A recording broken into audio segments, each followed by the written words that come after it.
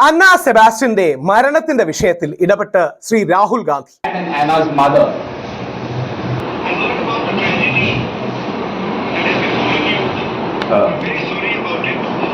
Should get same such experience in future. Rahul ji, what I have to say is, only in India children are subjected to such torture. If it's outside India, will they ask their employees to work like this? No work timings, no nothing, no schedule, no nothing. Will they ask the employees to work like that? No. Only in India, they say that we have received freedom in 1947, but our children are still working like slaves. Even now they are working like slaves. Children who study so hard to reach where they are, they put through so much slavery. Why is it happening in our country like this? Why are our children made to suffer like this?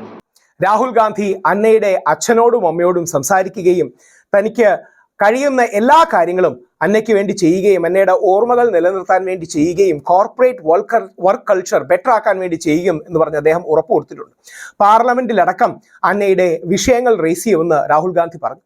Shri Rahul ഗാന്ധിയോടൊപ്പം Shri Sasi തരൂറും അന്നയുടെ പിതാവിനോട് വളരെ ഒരു heart to heart conversation നടത്തുകയും എല്ലാ സെക്ടേഴ്സിലും 5 ദിവസം work 8 മണിക്കൂർ എന്ന് നിജപ്പെടുത്തണം എന്ന് പറയുകയും ചെയ്തു. ഇതേപോലുള്ള പോസിറ്റീവ് ഇന്റർവെൻഷൻസ് ആണ് അത് ശ്രീ രാഹുൽ ഗാന്ധിയുടെ ഭാഗത്തു നിന്നും ശ്രീ ശശി തരൂറിന്റെ ഭാഗത്തു നിന്നും ഉണ്ടായത്. വളരെ പോസിറ്റീവാണ്.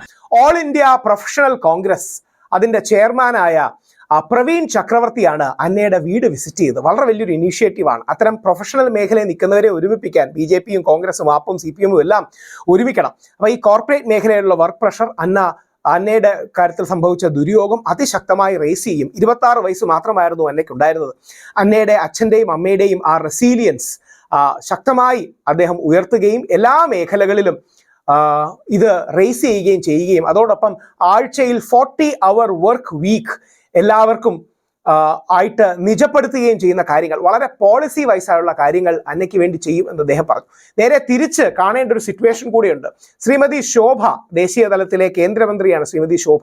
ശോഭ അടക്കമുള്ള ആൾക്കാർ ഒരു കാര്യവും ഇതുവരെ അതായത് അന്വേഷണം പ്രഖ്യാപിച്ചെങ്കിലും പ്രത്യേകിച്ച് നടപടിയൊന്നും എടുത്തില്ല എന്ന് അന്നയുടെ വീട്ടുകാർ പരാതിപ്പെടുന്നുണ്ട്. ഇതേവരെ അന്നയെ ഒന്ന് കോണ്ടാക്ട് ചെയ്യാൻ പോലും കേന്ദ്രമന്ത്രിസഭയിൽ നിന്നോ നരേന്ദ്രമോദി സർക്കാരിൽ നിന്നോ ആരും തുനിഞ്ഞിട്ടില്ല. ശോഭ കരന്തലാജെ അവർ അന്നയുടെ ഫാമിലിയെ കോണ്ടാക്ട് ചെയ്യും തുടങ്ങിയ കാര്യങ്ങൾ പറയുന്നു എന്നല്ലാതെ ഇതുവരെ കോണ്ടാക്ട് ചെയ്യുകയുമില്ല. ഇവിടെയാണ് നല്ലൊരു ലീഡർ, അത് ഏത് പാർട്ടിയാണെങ്കിലും BJP, കോൺഗ്രസ്, ആപ്പ്, CPM ഏത് പാർട്ടിയാണെങ്കിലും നമ്മൾ നോക്കേണ്ട കാര്യം പെട്ടെന്ന് നടപടികൾ വേണം, പെട്ടെന്ന് നിലപാടുകൾ വേണം. എന്നാൽ മാത്രമേ ജനങ്ങൾക്ക് ഈ സംവിധാനങ്ങളിൽ വിശ്വാസം ഉണ്ടാകുകയുള്ളൂ. രാഹുൽ ഗാന്ധി വളരെ ക്വിക്കായി തന്നെ അന്നയുടെ കാര്യത്തിൽ ഇടപെട്ടു. അത് സാമൂഹ്യ മാധ്യമങ്ങളിൽ ജനങ്ങളുമായി പങ്കുവച്ചു.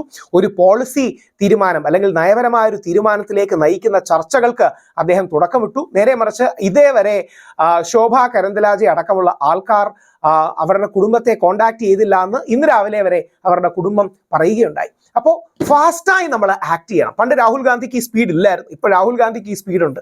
ഒരുപക്ഷെ ഒരു 10 വർഷം മുമ്പ് നമ്മൾ നരേന്ദ്രമോദിയിൽ ഈ സ്പീഡ് കണ്ടതാണ്. ആരെങ്കിലും മൻ കി ബാത്തിൽ അല്ലെങ്കിൽ ഒരു കാര്യം പറഞ്ഞാൽ മൻ കി ബാത്തിൽ റേസ് ചെയ്യും, സൊല്യൂഷൻ ഉണ്ടാക്കും.